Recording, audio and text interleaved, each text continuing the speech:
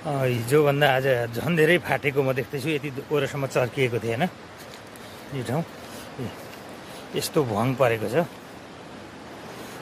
अब यतापट्टि त पुरै छाडौँ, यो अवस्था छ। तल माइखोला पानी त पुरै घटेको छ आज। पारीपट्टि पुगेर त्यहाँको अवस्था पनि म देखाउनेछु। सबैभन्दा धेरै जोखिम भएको क्षेत्रमा म पुग्दैछु।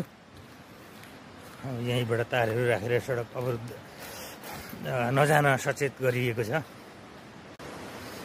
यस्तो धेरै डेन्जर ठाउँ छ। त्यहाँ एउटा गाडी फसिरहेको छ, तान्ने कोसिस हुँदैछ।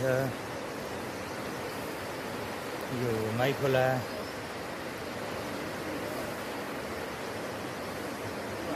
गोल यस्तो छ है अवस्था। हेर्नुहोस्, अब यो कहिले खुल्ने भन्नुहुन्छ। अब यो यसै भन्ने अवस्था केही पनि छैन। यसरी फाटेको छ।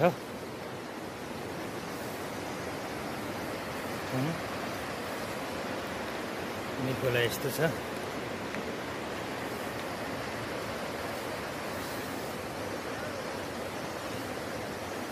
एकदमै गाह्रो छ। यो सडक कसरी बनाउने, कहाँबाट बनाउने।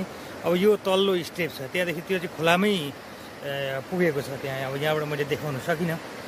यो तलतिर चाहिँ ठ्याक्कै खोलामा पुगेको छ। यो पानी नघटिकन तल बेस नहालिकन यो बाटो बन्ने अवस्था नै छैन।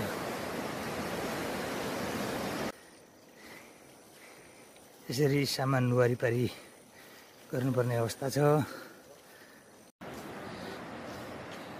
माइखोलाबाट चाहिँ यो बाटो भएर आउने हो। सिधै पुल छेउमा पुगिन्छ। यहाँ सहयोगको लागि सुरक्षाकर्मीहरू, नेपाली सेना हामी देख्न सक्छौँ। यो उता जाने बाटो चाहिँ यो पखोला हाइड्रोको पावर हाउस जाने बाटो हो।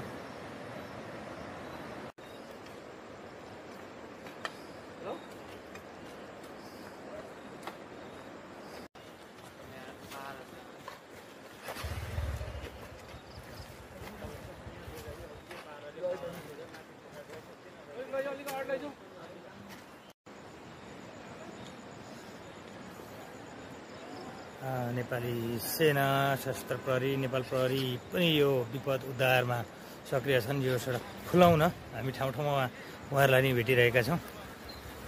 अब यो साथीले चाहिँ यहाँसम्म गाडी लिएर, बाइक लिएर आइसक्नुभयो।